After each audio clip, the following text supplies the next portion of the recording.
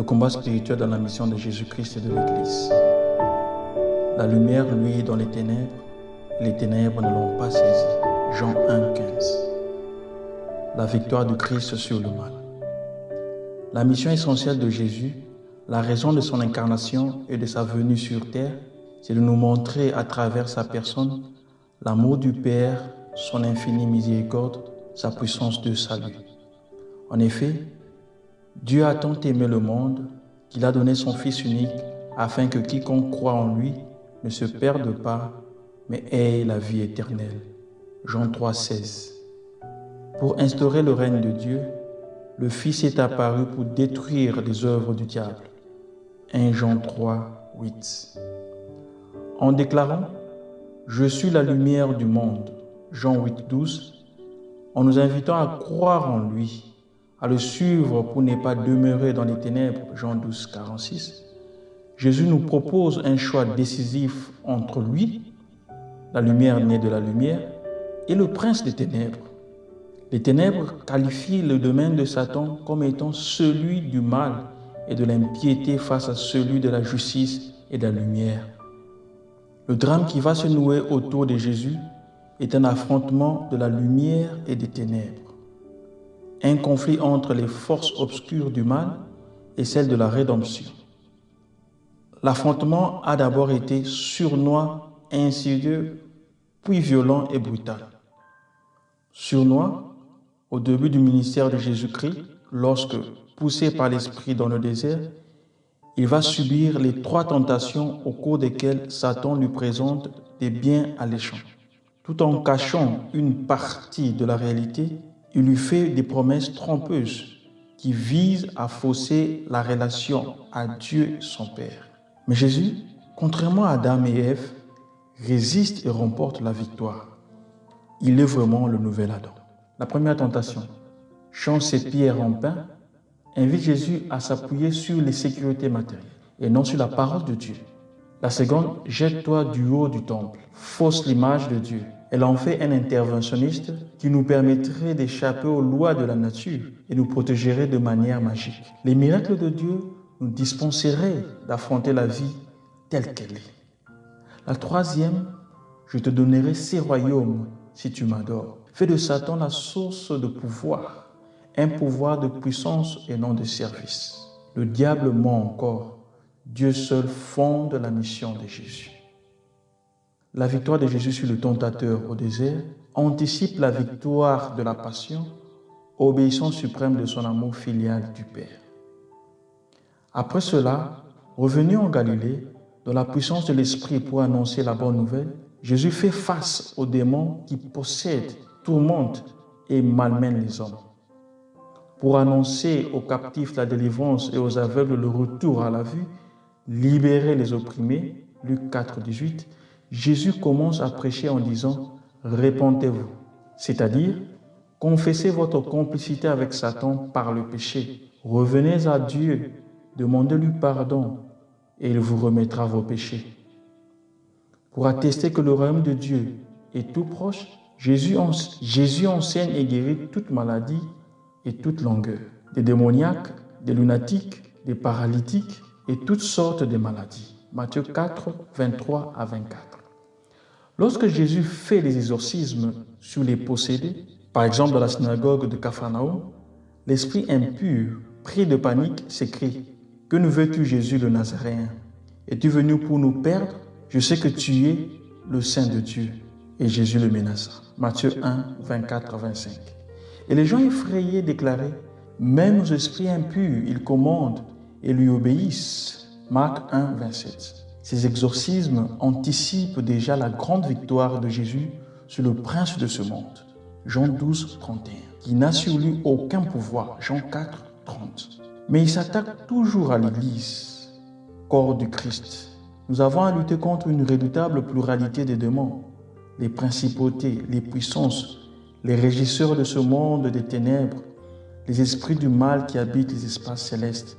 Éphésiens 6, 12. Ce qui justifie le combat spirituel que nous devons mener, même si Jésus les a dépouillés de leur pouvoir. Colossiens 2, 15.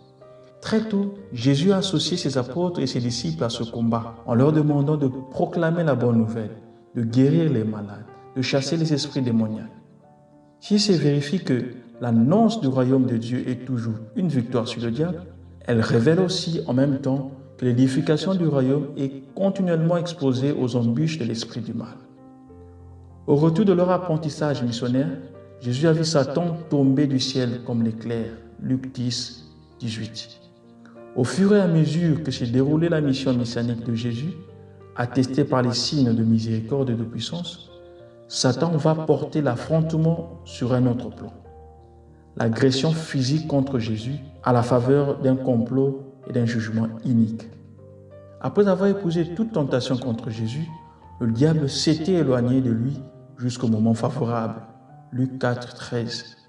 À ceux qui s'étaient portés contre lui pour l'arrêter, Jésus va déclarer « Mais c'est votre heure et le pouvoir des ténèbres. » Luc 22, 53. C'est l'heure du combat décisif. Jésus a clairement averti à ses disciples « Mais maintenant, que celui qui a une bourse la prenne et que s'achète une glaive. » Luc 22, 36. Car il faut s'apprêter à lutter contre l'hostilité de tous. La grande victoire de Jésus sur Satan a été acquise à la croix où la mort a été engloutie dans la victoire. 1 Corinthiens 15, 54. C'est par la croix du Christ que le royaume sera définitivement établi. Dieu a régné du haut du bois. Au moment de sa passion, Jésus déclare « C'est maintenant le jugement de ce monde. Maintenant le prince de ce monde va être jeté dehors. » Jean 12, 31.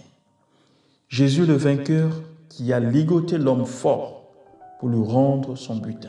Ces paroles de Jésus à propos du tentateur trouvent leur accomplissement historique dans la croix et la résurrection du Rédempteur. Face au déchaînement de la violence homicide, à l'acharnement haineux de l'orgueil satanique, l'amour de Jésus et son humilité ont vaincu Satan.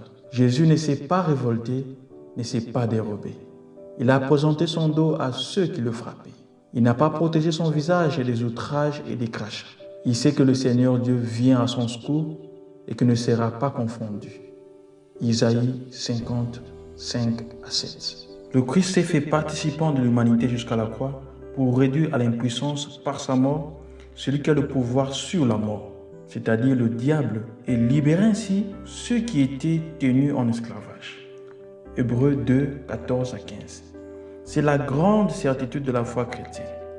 Nous voyons Jésus couronné de la gloire et d'honneur à cause de sa passion et de sa croix. Hébreux 2, 9. La victoire de l'Église et des chrétiens sur le diable est participation à celle du Christ. Elle passe aussi par la croix. En comptant sur la grâce de Dieu, nous gardons confiance devant les attaques du diable. Le Seigneur est fidèle. Il nous protégera du mauvais. 2 Thessaloniciens 3, 3. À la suite du Christ, les disciples ont vaincu l'adversaire par le sang de l'agneau et par la parole de leur témoignage, car ils ont méprisé leur vie jusqu'à mourir. Apocalypse 12, 11.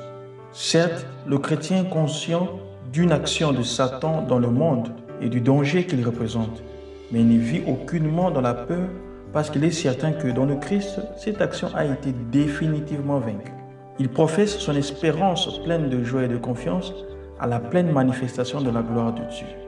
Comme l'a écrit le pape Jean-Paul II, dans cette phase historique de la victoire du Christ s'inscrivent l'annonce et le commencement de la victoire finale, la deuxième venue définitive du Christ au terme de l'histoire vers laquelle est tendue la vie du chrétien. Même s'il est vrai que l'histoire terrestre continue à se dérouler sous l'influence de cet esprit qui travaille maintenant parmi les hommes rebelles, les croyants savent qu'ils sont appelés à lutter pour le triomphe définitif du bien. Fin de citation. Au fur et à mesure qu'approche son terme, la lutte contre les enfants de Dieu devient en un certain sens toujours plus violente. Or, ce livre d'Apocalypse fait ressortir la certitude qui nous est donnée par toute la révélation divine que la victoire définitive du bien est contenue à l'avance dans le mystère pascal du Christ par lequel Dieu libérera du pouvoir des ténèbres ceux qu'il a éternellement prédestinés dans le Christ et les fera passer dans le royaume de son Fils bien-aimé. Dans cette attente, le chrétien s'efforce d'être vigilant et de multiplier les talents qu'il a reçus afin d'être reconnu comme un bon et fidèle serviteur au retour de son maître. Notre ministère sera de mettre en œuvre pour la guérison et la délivrance les armes de lumière, l'armure de Dieu, les dons du Saint-Esprit, pour que se manifestent les signes de la victoire définitive de Christ. Nous savons que Jésus n'a jamais promis de guérir tous les malades de la terre, quelle que soit leur foi ou la puissance des charismes de ceux qui intercèdent pour eux. Donc, les non-exaucements apparents, même les échecs des prières de délivrance, sont comme des indicateurs de situations qui nous maintiennent en attente de la manifestation de la gloire de Dieu. Jésus n'a-t-il pas délibérément laissé mourir son ami Lazare en déclarant que sa maladie ne mène pas à la mort et qu'elle est pour la gloire de Dieu, afin que le Fils de Dieu soit glorifié par elle? Jean 14, 4. Le mystère du mal persistant, malgré nos prières, ne nous désespère pas, ne nous sépare pas de l'amour de Dieu. Il nous conduira plutôt à fixer le regard sur la gloire à venir, la glorification du Christ dans et par sa passion. Détruire le royaume de Satan pour instaurer le royaume de Dieu, libérer l'homme de l'esclavage du diable et du péché qui règne dans son cœur pour le faire participer à sa gloire dans l'éternité, tels sont les actes accomplis par Jésus. La mission que le Seigneur a confiée à l'Église comporte nécessairement ces dimensions. On ne peut la continuer fidèlement en omettant le combat contre le mal, pour lequel il nous est donné le pouvoir explicite de chasser en son nom les démons. La réalité de Satan à suivre.